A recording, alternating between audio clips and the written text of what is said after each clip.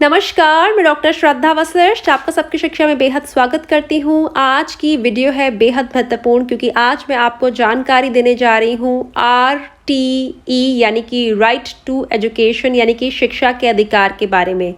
मैं आप सभी को बताना चाह रही हूँ कि शिक्षा के अधिकार का मतलब क्या है, शिक्षा के अधिकार के तहत बच्चों को क्या सुविधाएं मिलती हैं, शिक्षा के अधिकार के तहत किन कक्षाओं तक सुविधाएं मिलती हैं, शिक्षा के अधिकार के तहत एक परिवार के कितने बच्चों को लाभ मिल सकता है और शिक्षा के अधिकार के तहत और क्या अन्य महत्वपूर्ण बातें हैं, तथ्य हैं जिनकी जानकारी आपको होनी चाहिए। तो आज की वीडियो आखिरी तक ज़रूर देखिएगा और इस वीडियो को व्हाट्सएप के माध्यम से और फेसबुक के माध्यम से ज़्यादा लोगों के साथ शेयर करिएगा। देखिए, सबसे पहले मैं आपको बताना चाहती हूँ RTE का मतलब है राइट टू एजुकेशन यानी कि शिक्षा का अधिकार। हमारे संविधान का अनुच्छेद 21A यानी कि article 21A right to education की बात करता है, जिसमें यह कहा गया है कि 6 से 14 साल के सभी बच्चों को जो हमारे देश के हैं स्कूल जाना चाहिए, उन्हें स्कूल जाने का अधिकार मिलना चाहिए, यह उनका मौलिक अधिकार है। और साथ ही आर्टिकल 21A अनुच्छेद 21A बात करता है शिक्षा के अधिकार की, जिसके तहत देश के वह सभी स्कूल जो सरकारी ज़मीन पर बने हैं उनमें जितने भी बच्चों का दाखिला होगा उसका 25% आरक्षित होगा RTE कैटेगरी के बच्चों के लिए, यानी कि वह बच्चे जो EWS कैटेगरी में आते हैं, DG कैटेगरी में आते हैं और children with special needs category के तहत आते हैं। और बहुत सी अन्य सुविधाएं हैं जिनकी जानकारी केंद्रीय विद्यालय संगठन के दिशा निर्देशों में दी है। मैं केंद्रीय विद्यालय संगठन के दिशा निर्देशों में दी गई जानकारी आपके लिए लेकर आई हूँ। पहले पॉइंट में फीस के बारे में बताया गया है कि no fee to be charge, यानी कि कोई भी फीस बच्चों से नहीं ली जाएगी जिनका चयन हुआ है 25% कोटा के तहत RT एक्ट 2009 के तहत। दूसरे पॉइंट में कहा गया है कि माता पिता जो भी NCERT बुक्स पर खर्चा करेंगे, नोटबुक्स पर खर्चा करेंगे, स्टेशनरी यानी कि कॉपी, पेंसिल, किताबें, पेन, रबड़, जो भी इन पे खर्चा होगा, यूनिफॉर्म, वर्दी पे खर्चा होगा और ट्रांसपोर्ट आने जाने पर खर्चा होगा, वह रीइंबर्स किया जाएगा। यानी कि माँ बाप उस पर पैसा लगाएंगे, उसका प्रॉपर पक्का बिल स्कूल में दिखाएंगे और उनका पैसा उन्हें वापस दे दिया जाएगा। लेकिन साफ एक और बात भी कही गई है कि अवेलेबिलिटी ऑफ फंड्स पे डिपेंड करेगा कि स्कूल के पास उस समय फंड्स हैं। RTE कैटेगरी के तहत स्कूल्स को फंड मिलते हैं। अगर ऊपर से स्कूल को फंड आए हुए हैं तो आपके बिल्स जो आप जमा करवाएंगे उसको ध्यान में रखते हुए बिल्स की जांच होगी और जांच के बाद अगर पाया गया सभी बिल सही है तो आपको उनका पैसा दे दिया जाएगा। लेकिन अगर स्कूल के पास फंड्स नहीं है तो आपको उसका इंतज़ार करना पड़ेगा। तीसरे पॉइंट में कहा गया है कि जिन बच्चों का दाखिला RTE एक्ट के तहत कक्षा पहली में होता है, कक्षा 8वीं तक उन्हें RTE के तहत जो भी सुविधाएं हैं वह सभी मिलेंगी। जिस KV में वे पढ़ रहे हैं उसमें भी मिलेंगी, या फिर अगर KV ट्रांसफ़र के माध्यम से वे किसी दूसरे KV में जाते हैं तब भी वे RTE का हिस्सा ही रहेंगे, क्योंकि उनका दाखिला RTE कैटेगरी के तहत हुआ है। और जिस भी स्कूल में KV स्कूल में रहेंगे कक्षा 8वीं तक उन्हें यह सुविधाएं मिलती रहेंगी। साथ ही यह कहा गया है कि जब माता पिता फॉर्म भरेंगे तो एड्रेस प्रूफ की जानकारी उन्हें फॉर्म में ही भरनी होगी। रजिस्ट्रेशन के टाइम एड्रेस प्रूफ की जानकारी देनी होगी। एड्रेस प्रूफ उन्होंने इसलिए लिखा है क्योंकि RTE इकलौती कैटेगरी है जिसमें घर से स्कूल की दूरी को देखा जाता है और उसके आधार पर फैसला लिया जाता है कि बच्चे का RTE कैटेगरी के तहत दाखिला हो रहा है या नहीं। साथ ही आखिरी पॉइंट में यह कहा गया है वह सभी एम्प्लॉयज़, वह सभी लोग जिन्हें अपने अपने विभाग से, जिस विभाग में, सरकारी विभाग में वे काम कर रहे हैं या जो भी वे नौकरी कर रहे हैं, और अगर उस नौकरी में उन्हें कोई बच्चों की फ़ी रीइंबर्समेंट का, फीस से जो तहत खर्चे होते हैं और उन्हें वह खर्चे अगर ऑफिस से मिल रहे हैं तो वह RT के कंसेशंस क्लेम नहीं कर सकते। साथ ही एक बहुत ही महत्वपूर्ण बात आपको कहना चाहूँगी, जो RTE के तहत बच्चों का जो दाखिला होता है वह एक लॉटरी के माध्यम से, कंप्यूटराइज्ड ड्रॉ के माध्यम से होता है। बच्चे अप्लाई करते हैं, उनके फॉर्म आते हैं, फॉर्म्स की एक लिस्ट बनती है, लिस्ट के तहत जिन बच्चों का नाम होता है कंप्यूटराइज्ड ड्रॉ के माध्यम से उन बच्चों का सिलेक्शन होता है। बच्चों को किसी भी प्रकार का टेस्ट नहीं देना होता, लिखकर टेस्ट नहीं देना होता या फिर बोल के कोई इंटरव्यू टाइप नहीं देना होता, तो कोई लिखित पेपर नहीं है और कोई इंटरव्यू नहीं है, सिर्फ कंप्यूटराइज्ड ड्रॉ के माध्यम से बच्चों का सिलेक्शन होता है।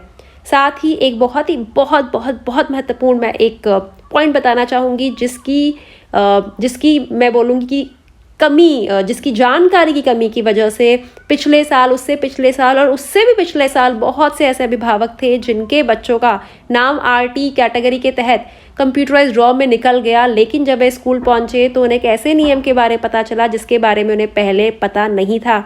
मैं अपनी हर वीडियो में इसकी जानकारी देती हूँ, लेकिन बहुत बार ऐसा होता है लोग आखिरी तक वीडियो नहीं देखते, इस वजह से बहुत ही महत्वपूर्ण पॉइंट्स उनकी जानकारी में आने से रह जाते हैं। तो आपको मैं बताना चाहूँगी RT के माध्यम से एक डिस्टेंस का पॉइंट होता है, एक डिस्टेंस का क्राइटेरिया होता है, उसे देखा जाता है, यानी कि घर से स्कूल की दूरी का आंकलन किया जाता है।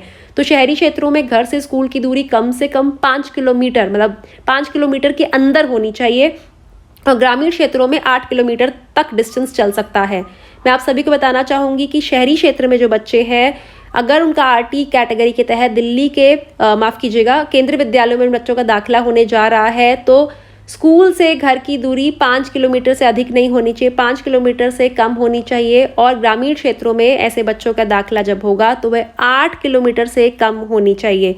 लेकिन मैं आपको बताना चाहूँगी कि आम तौर पर स्कूल 5 किलोमीटर के जो दूरी का जो यह पॉइंट है वही उसी को ध्यान में रखते हुए ज़्यादातर दाखिले देते हैं। मैंने बहुत से ऐसे अभिभावकों से सुना है कि वह ग्रामीण क्षेत्रों में रहते थे और 8 किलोमीटर की दूरी का जो यह पॉइंट है उसको स्कूल ने नज़रअंदाज किया और उन्होंने कहा नहीं तो हम 5 किलोमीटर ही के हिसाब से ही हम दाखिले देंगे। तो आपको बताना चाहूँगी कि जब आप घर के पते के कागजात स्कूल में लगाएंगे तो बहुत ही सोच समझ के लगाएं, ध्यान में दे के लगाएं।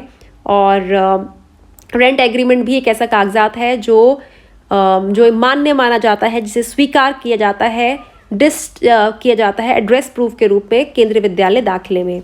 साथ ही एक और चीज़ भी बताना चाहूँगी, आप में से बहुत से लोग मुझसे पूछते हैं कि मैम कितने एक परिवार के बच्चे RT के तहत लाभ उठा सकते हैं। तो एक माता पिता के, एक अभिभावकों के सिर्फ 2 बच्चों को ही इसका लाभ मिल सकता है, ज़्यादा से ज़्यादा 2।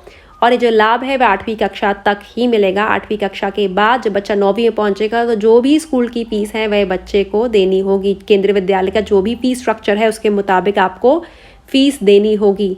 तो बहुत बहुत बहुत ही महत्वपूर्ण मैं कुछ पॉइंट्स आपके लिए लेकर आई हूँ आज की वीडियो के माध्यम से। मैं फिर से बताना चाहूँगी, जिन बच्चों का दाखिला RT के माध्यम से होगा, पहली बात उन्हें कोई भी फीस नहीं देनी। दूसरी बात, जो भी उन पे खर्चा हो रहा है, उनकी किताबों पे, नोटबुक्स पे, स्टेशनरी पे, यूनिफॉर्म पे, ट्रांसपोर्ट पे, वह रीइंबर्स किया जाएगा स्कूल के द्वारा। रीइंबर्स मतलब कि उनके माता पिता स्कूल में पक्के बिल देंगे उन चीज़ों के, और उनके जो भी खर्चा हुआ है स्कूल उन्हें वापस कर देगा। लेकिन अगर स्कूल के पास फंड है, अगर स्कूल के पास फंड नहीं है तो आपको इंतज़ार करना पड़ेगा, और बहुत बार ये इंतज़ार बहुत लंबा भी हो जाता है। साथ ही अगर आपके बच्चे का कक्षा पहली में RT के माध्यम से दाखिला हुआ और आप स्कूल ट्रांसफ़र करवाते हैं एक स्कूल से दूसरे स्कूल KV में, स्कूल ट्रांसफ़र में मैं KV टू KV ट्रांसफ़र की बात कर रही हूँ, तो ऐसे में आपके बच्चे को जिस दूसरे स्कूल में जाएगा तब भी वह RT कैटेगरी में रहेगा, और कक्षा 8वीं तक RT कैटेगरी का बच्चा लाभ उठा पाएगा। एड्रेस प्रूफ दाखिले से पहले रजिस्ट्रेशन का जब समय होगा तभी देना होगा, मतलब कि जब आप फॉर्म भरेंगे तो दाखिले का प्रूफ आपको देना होगा। और जिन लोगों को फ़ी रिम्बर्समेंट उनके नौकरी से मिलता है, उनके ऑफिस से मिलता है, वह RT कंसेशन क्लेम नहीं कर सकते। बच्चों को दाखिले के लिए कोई टेस्ट नहीं देना, कोई इंटरव्यू नहीं देना। और RTE में दाखिले के लिए घर से स्कूल की दूरी 5 किलोमीटर से कम हो तो बेहतर रहेगा। जहाँ ये दूरी 5 किलोमीटर से अधिक हुई, शहरी क्षेत्रों में दाखिला नहीं मिलेगा। ग्रामीण क्षेत्रों में दूरी 8 किलोमीटर कही जाती है कि 8 किलोमीटर से कम दूरी होनी चाहिए, लेकिन मैं फिर भी कहूँगी 5 किलोमीटर एक ऐसा डिस्टेंस है ज़्यादातर स्कूल अपने ध्यान में रखते हैं। और घर के पते के बहुत से कागजात हैं जिनका आप इस्तेमाल कर सकते हैं। आप आधार कार्ड का इस्तेमाल कर सकते हैं, वोटर ID का इस्तेमाल कर सकते हैं, बिजली का बिल, पानी का बिल इस्तेमाल कर सकते हैं, आप पासपोर्ट का इस्तेमाल कर सकते हैं, ड्राइविंग लाइसेंस का इस्तेमाल कर सकते हैं। बहुत सारे कागजात हैं। यह माता या पिता में से किसी एक के नाम होना चाहिए, या फिर आप रेंट एग्रीमेंट का भी इस्तेमाल कर सकते हैं। और एक परिवार के ज़्यादा से ज़्यादा 2 बच्चे इस योजना का लाभ उठा सकते हैं, RTE कैटेगरी के तहत आ सकते हैं। और यह फ़ायदे कक्षा 8वीं तक इनका लाभ उठाया जा सकता है। कक्षा 9वीं से जो भी केंद्रीय विद्यालय का फ़ीस स्ट्रक्चर होता है वह आपको उसके अनुसार बच्चे की फ़ीस देनी होगी, क्योंकि RTE के दाखिले कक्षा 8वीं तक ही मिलते हैं। उम्मीद करती हूँ जानकारी से आपको लाभ होगा और आप सभी को कहना चाहूँगी कि ये जानकारी उन सभी पेरेंट्स तक पहुँचाएं जो RTE कैटेगरी के तहत अपने बच्चों का दाखिला केंद्र विद्यालयों में करवाना चाहते हैं। हम सभी चाहते हैं कि समाज का भला हो, लेकिन बहुत बार ये सोचते हैं कि समाज का भला करने के लिए बहुत पैसे लगते हैं, तो इतने पैसे हम कहाँ से लाएंगे। तो आपके पास एक तरीका है बिना पैसे लगाए या बिना किसी और बड़ी मेहनत करे समाज का भला करने की, जो इस प्रकार की वीडियोस मैं आपके लिए लेकर आती हूँ, जिसमें जानकारी होती है, जिस जानकारी से लोगों की मदद हो सकती है। आप अगर उन्हें लोगों तक पहुंचा रहे हैं, शेयर कर रहे हैं, तो आप समाज का भला ही कर रहे हैं। जो आपकी समाज के प्रति आपका उत्तरदायित्व है, आप वही पूरा कर रहे हैं। और प्लीज़ मैं आप सभी से रिक्वेस्ट करूंगी कि सबकी शिक्षा की वीडियोस को ज़्यादा से ज़्यादा लोगों तक शेयर करें। यह एडमिशन टाइम है, जितनी वीडियोस शेयर होंगी उतने बच्चों का दाखिला अच्छे अच्छे स्कूलों में होगा। अब मुझे डॉक्टर श्रद्धा वशिष्ठ को इजाज़त दीजिए। नमस्कार।